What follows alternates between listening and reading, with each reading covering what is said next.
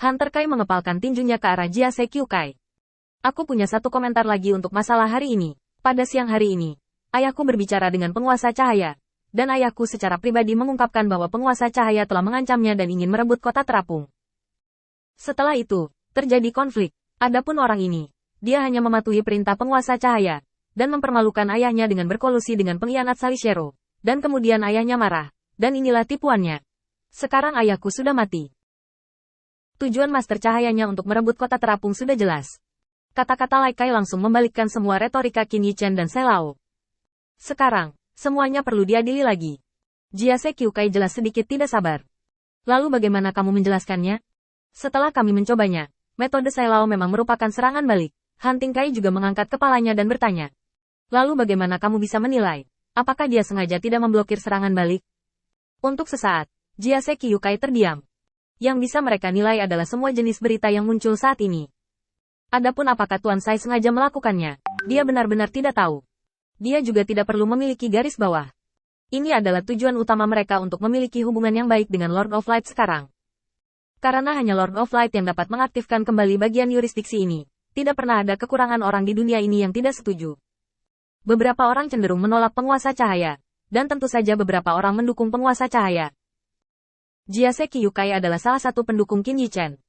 Hanya saja karena Mahkamah Agung, dukungan mereka juga sangat terbatas, dan mereka hanya bisa memberikan sedikit kemudahan sesuai kemampuan mereka.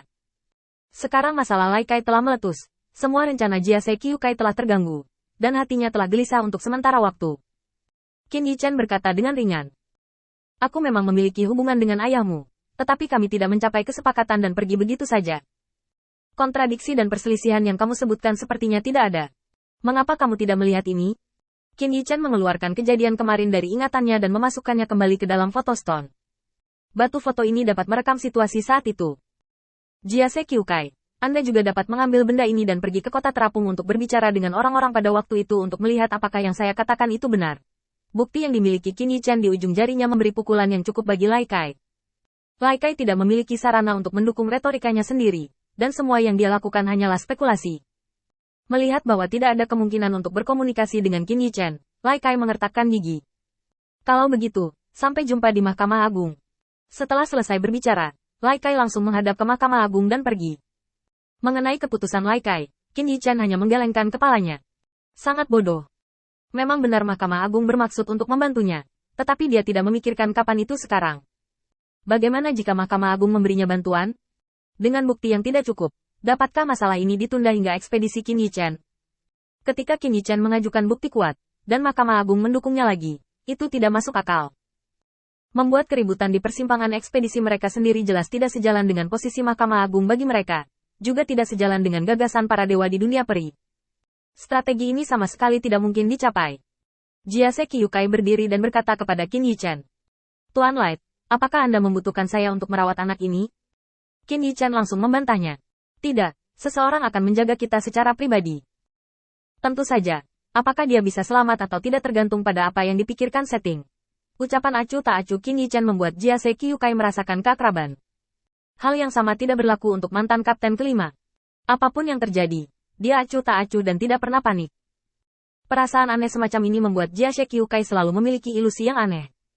Sedemikian rupa sehingga setelah keheningan singkat, dia tiba-tiba setuju. Ini baik, begitu kata itu diucapkan, Jia Sekyukai langsung menyesalinya. Saat dia mengulurkan tangan untuk menghentikan Qin Yichen, dia melihatnya berjalan keluar. Semuanya telah diputuskan hari ini. Karena pemburu ini tidak puas, biarkan dia berada di Mahkamah Agung dan lihat apakah Mahkamah Agung akan mendukungnya. Di tengah tepuk tangan para utusan dewa, Qin Yichen berbalik dan sedikit membungkuk ke arah Jia Sekyukai. Tolong sampaikan juga bukti hari ini ke Mahkamah Agung. Saya tidak akan ikut campur dalam masalah ini untuk saat ini. Setelah selesai berbicara, Qin Yichen langsung berteleportasi menjauh dari tempat itu, hanya menyisakan Jia Sekyukai yang tertegun. Jia Sekyukai dengan cepat meraih Old Sai, karena takut dia juga akan mengirim teleportasi dan menghilang tanpa jejak. Sai tua, kamu cepat memikirkan cara untukku. Jika pemburu ini pergi ke Mahkamah Agung, itu tidak akan berakhir ketika keadaan menjadi lebih besar. Pria tua itu tersenyum santai. Apa yang Anda khawatirkan? Ketidakpedulian Selao membuat Jia Sekyukai tiba-tiba sedikit rileks. Ya, apa yang kamu khawatirkan? Apa yang perlu dikhawatirkan? Jika Qin Yichen benar-benar tidak punya rencana dan rencana, bagaimana dia bisa membiarkan Lai Kai pergi dari sini? Jelas ini tidak mungkin. Lalu, apakah kita hanya menunggu? Sai Lao tertawa dan menggelengkan kepalanya. Tentu saja tidak. Aku masih perlu berkhotbah di sini sesuai dengan kehendak Lord Light. Ketika ada sesuatu, aku secara alami membutuhkan bantuanmu. Jiase Kyukai bergegas kembali. Itu wajar. Aku tidak tahu kapan Light Lord Temple datang ke sini untuk merekrut para utusan. Sai Lao menunjuk sekelompok utusan dewa dari langit yang berangkat ke Mahkamah Agung. Dari Temple of the Lord of Light ke tempat ini, bahkan jika Anda tidak mengambil portal, itu hanya membutuhkan waktu 20 hari. Mereka punya cukup waktu untuk bergegas ke sana. Jangan khawatir, saya baru saja memberitahu orang-orang percaya bahwa orang-orang ini akan sendirian, membentuk tim. Adapun apakah mereka dapat memasuki mata dharma penguasa cahaya, itu tergantung pada ciptaan mereka sendiri. Jiase Kyukai dengan cepat berterima kasih padanya, dan kemudian mengikuti Sai Tua untuk berkhotbah, dan mendengarkan beberapa ajaran kuil penguasa cahaya dalam perjalanan. Meskipun ada tanda tanya apakah doktrin itu bisa diterapkan atau tidak, bagaimanapun juga itu adalah doktrin.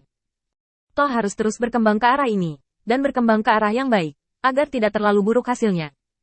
Di sisi lain, butuh beberapa hari bagi Lai Kai untuk melakukan perjalanan jauh, dan kemudian dia datang ke Mahkamah Agung melalui portal. Begitu dia tiba di pintu, ada semburan tangis. Orang tua itu ingin menghakimiku. Ayahku dipenggal oleh rekan Qin Yichen yang mencari celah, dan mereka masih ingin mencaplok kota terapung. Saya mohon orang tua itu memberi saya kesempatan. Han Tingkai menangis begitu keras hingga menyayat hati, seperti membunuh babi. Sayang sekali siulannya menemui hambatan besar di tingkat utusan dewa. Seorang malaikat melangkah maju dan berkata, Bai Lao sedang menegosiasikan rencana untuk mengalahkan ras iblis untuk Qian Lao hari ini, dan pemalas serta yang lainnya tidak diizinkan untuk mendekat. Han Tingkai segera menyingkirkan ekspresi pahit di wajahnya, dan menatap kedua malaikat itu seolah meminta bantuan. Kapan orang tua itu akan bebas?